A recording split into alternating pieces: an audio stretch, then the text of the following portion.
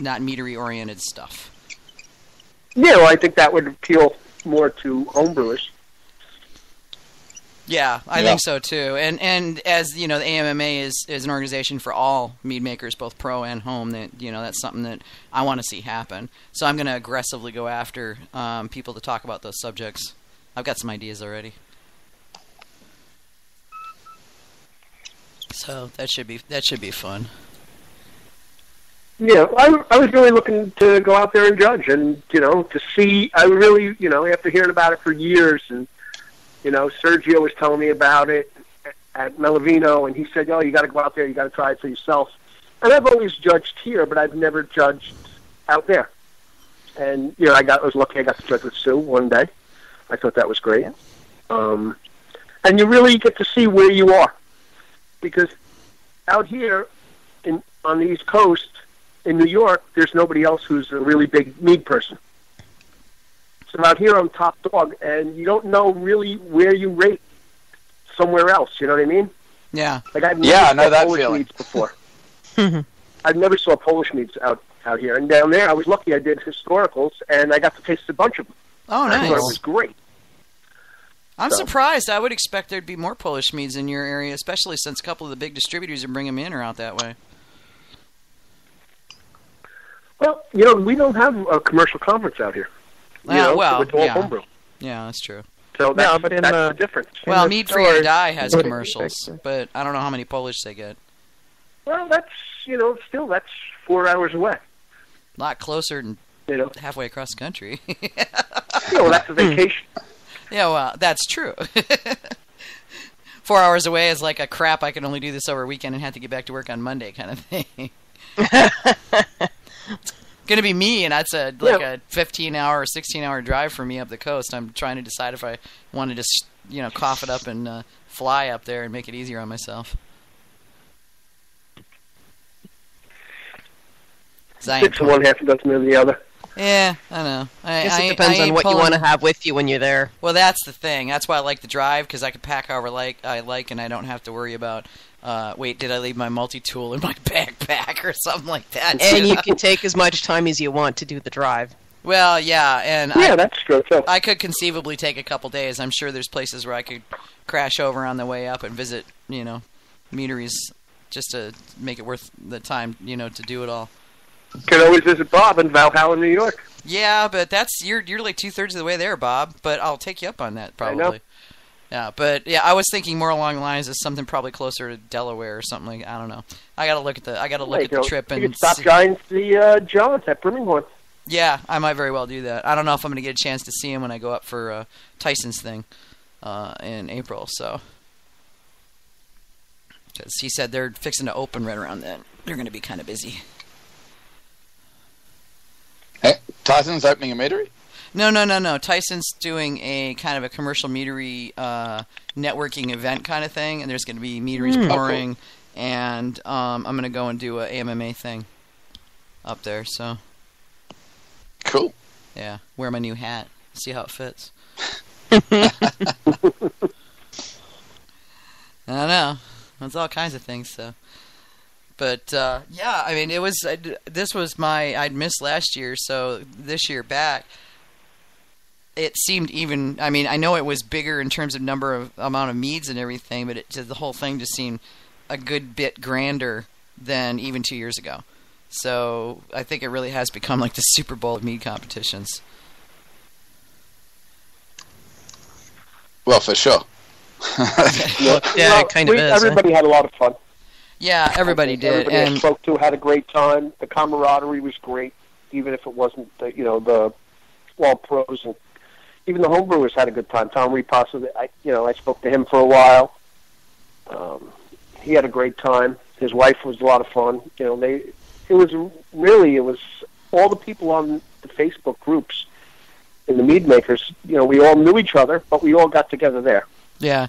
Now we all had like real really live faces, Now we've all got FaceTime with each other. Yeah. Yeah. In the proper sense, not in the Facebook lifted that, or Apple lifted that phrase to use it for their own thing. Yeah. But yeah, it was just. I thought it just had a lot going on, and I think a big chunk of that was Carvin, stepping up on the back end to, be home mead maker extraordinaire and do the place where everybody could hang, and Oh, he was so much fun. He was. Yes, he is. His generosity is unparalleled. It really is. Oh, absolutely. Yeah, I was stunned. He's, and he's having a ball with it too, because, doubt him not. This is all, this is all, since he owns the company, he's finding a way to write this off. I'm sure he's visiting customers while he's out there. I would,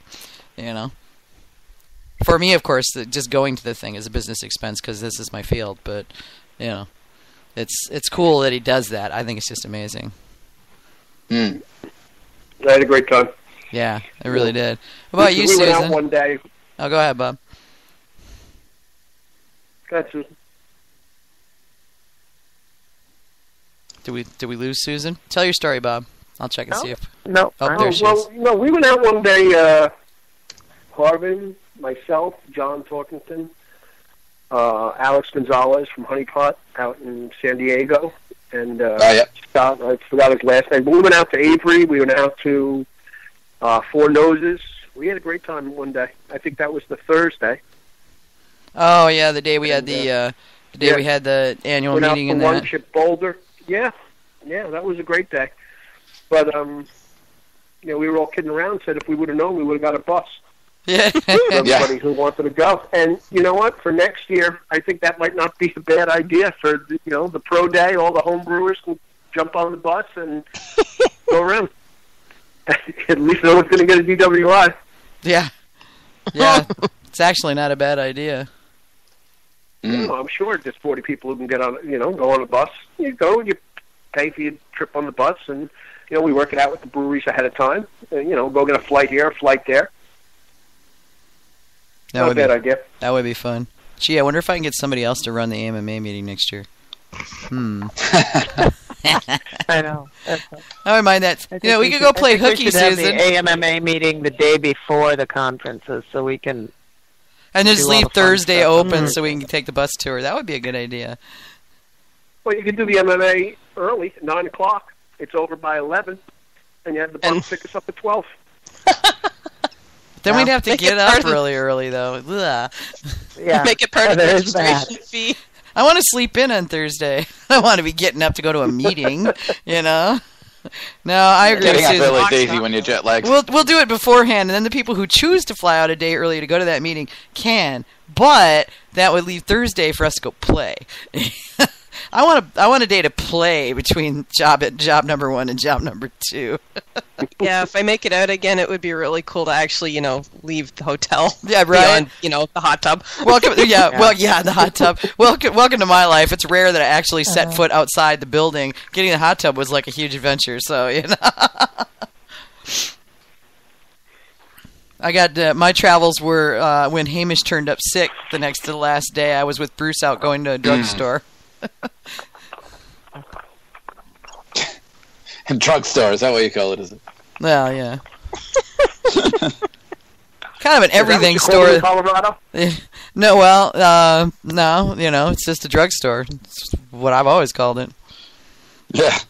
We call them pharmacies over here. A drugstore you'd be getting much harder stuff than you get at a pharmacy. Yeah, in Colorado, you might have those kind of things, yeah. Well, bilingual, we call them both. I did try to get Bruce in to look at one when he was taking me out to the airport, but they're like, "No, you don't have a U.S. driver's license, so you can't come in." I was like, "No, dude, he just wants to see the place." "We're sorry, we can't do that." I'm like, "Oh man." Really? Well, I guess tourism thing just. Well, from their point of view, I can see if somebody has their product and gets on a plane with it, then it comes back to them, and I can see why they've got regulations. Well, it's not that. Then 2/3 of the people come in there would get turned away because they're going to go get it and then go get on a plane, go back to whatever state they live in where it's not legal. So that's happening all the time. It was only because he was from out of the country. Mm-hmm.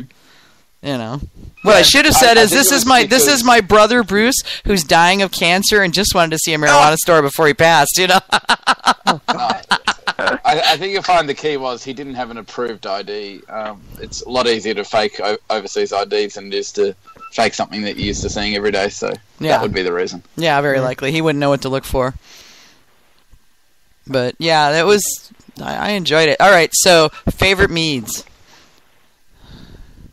Oh, man, that's just There's so many. A lollyberry. There were so many. They were all. I mean, the one thing I did notice is the quality of meads from even 5 years ago to now has so went sky high. When we were judging, I barely had anything. I mean, it was hard to judge because they were all so good. I don't know. Trying to pick a I gave more 40 favorite one than I ever did. Well, don't forget the ones that you drank when you weren't judging or any of that. Just when you were at the parties and that. Oh, the one that. And those were even better because we weren't thinking about them. Right. Yeah. We weren't going, I can't quite detect the whatever in this. Yeah, I know. Yeah, no, we were just drinking them to enjoy and appreciate. There's a big difference between appreciating mead and judging mead because you have to analyze every little detail of it when you're judging. Which, not to say that isn't bad, but it's just a different animal. Well, yeah, it's fab because you really get to dig into what makes a mead tick, but at the same time, it does take a lot of the, unfettered enjoyment from it because if it's a really good one, you still have to spit. That kind of sucks. And but unless of course you want to be staggering drunk by noon. And B, well, that's not fair. Yeah, right. It's so not fair. And then B, you want so badly to do right by the person who entered it and make sure that you do it well and thoroughly so that they get good reviews, or I should say detailed reviews as to how their mead was. And so for that, I kind of see it as it's a job, not like I have to go to work kind of job, but I get to do this kind of job, But it's still a job, and because I feel very serious about it, I don't enjoy it with the same abandon. I can't, I can't just lose myself to the mead, No, you have to give them a fair evaluation. Yeah.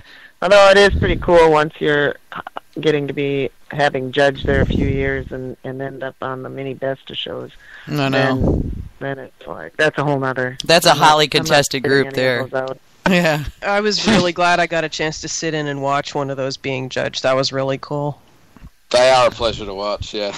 I got to do a couple of mini BOSs. I'm hoping that at some point I'll get picked to do the Best in Show table again. I mean, that rotates. There's a bunch of people that are, as or more qualified than I am to judge at that level, and can't have everybody at the table, much as they'd all like to be there. Had to educate some of our judges at the mini boss not to tip their meat out. They'd have a couple of days sitting and they pour it in the spitting jar. And I'm like, whoa. Wait just a damn minute, yeah. You got to train them. That's they got me trained. I set it there and go, do you want to try this? And they'll go, oh, no, I heard that, what you guys were talking about. That okay, I'll pass on this one. Or no, I totally got to try this one. There was it was one of the ones. It was a strawberry one that Rick Diaz did that was real tight in the mini BOS for where it was, and it was real close as to whether or not it was going to take gold or not. And everybody was like, oh my gosh, this is so great, I really like this. And so the steward's going, really, can you try some? So we're like, of course you can.